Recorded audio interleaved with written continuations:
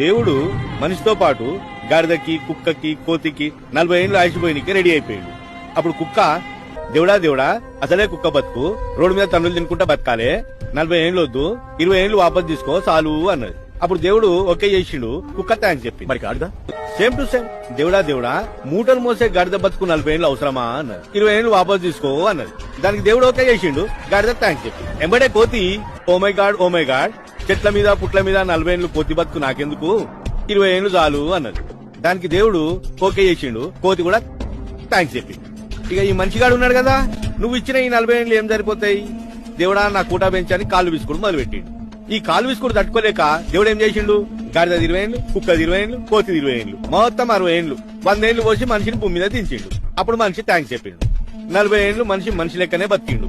దా తర్వాత 40 నుంచి 60 కుటుంబ బరువు, పెళ్ళాన్ని పోషించాలి, పిల్లలను పోషించాలి, పిల్లలను స్కూల్లో దించాలి, తీసుకురావాలి, బరువులు బాధ్యతలు, అంతా గాడిద బతుకు. ఇంకేం మిగిలింది, కుక్క బతుకు.